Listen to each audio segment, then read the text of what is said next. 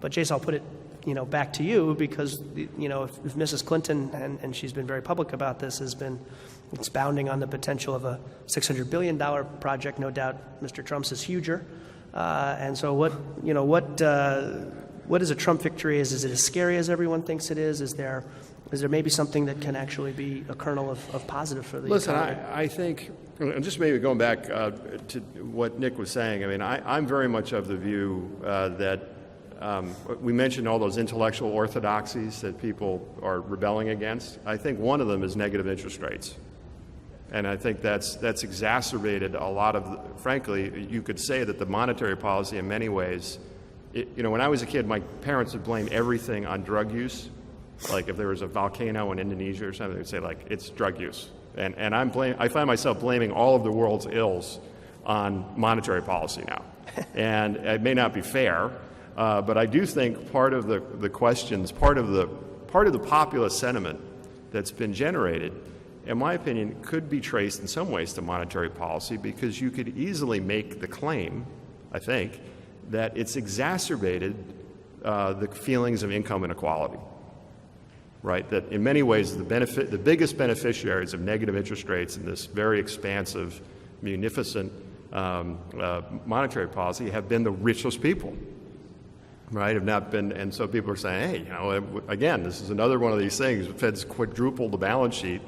And people are saying, gee, stock market's at all-time highs, and all these other things are happening, but what about me? I'm just here.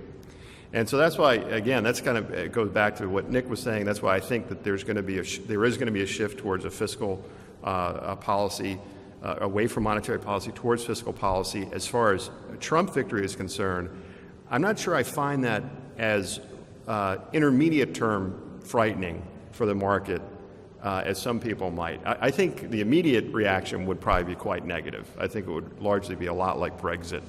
Brexit, though, really lasted like a couple of days. The negative reaction lasted only a couple of days. The FTSE, you may know, is near all-time highs, if not an all-time high. The currency's down a lot, but the stock market's done quite well. And that's because you haven't seen anything yet. So there's not, the currency's down, so it benefits the economy. If I look at policy, there's I look at it as like there's four horsemen, right? There's monetary, fiscal, regulatory, and trade. Those are the four big ways that governments can influence an economy. And I would say if I'm taking them one by one, monetary policy, in my opinion, is roughly unchanged, depending on who wins. I don't think if Donald Trump wins or Hillary Clinton wins, I don't think it's going to change much. I still think it's going to be very easy. Fiscal policy, the difference would be, as Nick said, I think Mrs. Clinton would be very much focused on spending, infrastructure spending. Donald Trump would be focused on infrastructure spending, but he would also focus on supply side, what we would call supply side responses, right? So cutting taxes, trying to do things to stimulate business formation. Now, that could be very long-term. If Trump were to win, I find it actually quite, getting to your question, I find it equity bullish and bond bearish. Okay, so monetary policy is the same. Fiscal policy is geared more towards, one is tax and spend, and one is tax cut and spend, right? So Hillary is tax and spend. Donald Trump is tax cut and spend. Deficit goes up, very bond bearish. Regulatory policy, I think, would be easier, particularly on banks. So I kind of view that personally as a positive. I think that would be good. And then the big question mark for Donald Trump, in my opinion, obviously, is trade. And this is where his lack of a record, I think, obviously, the burden of proof is on him. And the question really is that our clients ask us a lot, and we don't know, of course, because we don't know him, is he bluffing? Is this just part of an elaborate negotiation process as far as trade is concerned? Or is he really going to just pull the plug out? And, of course, we don't know. The one thing I can say, so net, the answer is I don't find him as scary as some people do. Trade is the big issue. I would say that the people that I know that are advising him, and I know some of them personally, are free trade people. It doesn't mean that he's going to necessarily listen to them, but by the same token, they would be more in the idea of, listen, we can't just pull the plug out. We have to negotiate with these people. Maybe we can negotiate better deals, but we can't just close ourselves off. So in that regard, if I'm looking at those four horsemen of policy, I'm saying net, I kind of think at the margin, it's pretty good for the stock market. But again, I think it's bond bearish. Anyway, Nick, I'll turn it back over to you. I mean, why don't you talk about some of the sectors that you've identified as being kind of big beneficiaries, almost regardless of who wins or all the things we've talked about. Yeah, I think that, to put it very sort of clearly. And who loses, too. And who loses as well. I was going to say there's sort of a dichotomy here very somewhat clearly, and I think for all of the maybe lack of volatility that we've seen in the market, remember there was that sort of endless summer of one step forward, one step back, where the market never really went anywhere. Investors have absolutely been voting with their shares, which is to say there's been a wonderful bid to technology. Some of the best performing markets are in tech, and they're also tech is a sector that, interestingly enough, has sort of had government eyes off of it.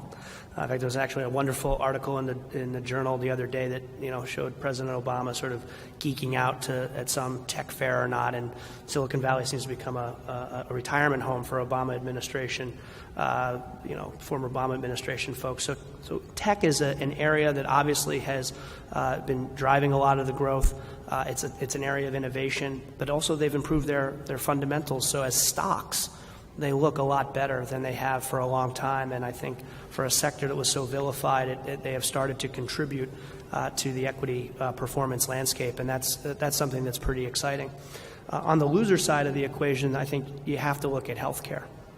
Healthcare, whether you're sort of thinking that a Republican sweep scenario was likely, it is under the gun for sure, and I think you're seeing from the Clinton camp, whether that be through WikiLeaks or otherwise, that there's probably some fixes that are in store for healthcare. So at a very wide range, I would say that those two areas in particular. And then the other one that I think is probably near and dear to the museum's heart as we sort of transition to the panel, Jason, I'll maybe just ask you, is financials. This is an area that has come under very acute regulatory scrutiny. It's an area that the interest rate environment has not been altogether conducive for profit making. And also, because of that, there has been an area that is generally underperformed. But as we've moved from summer into fall, as we start to think about what the election could bring, financials have done better. I don't know if you want to offer a closing No, shot. I think maybe the other two I'll just add quickly, and I see that Consuelo was able to make it out of the subway. So thank goodness. So I'm so glad to see her here, and we're about to get the hook here. So but I will say the two other industry groups I would pay attention to obviously are engineering and construction, which will be kind of a pure play on all the infrastructure spending you'll get.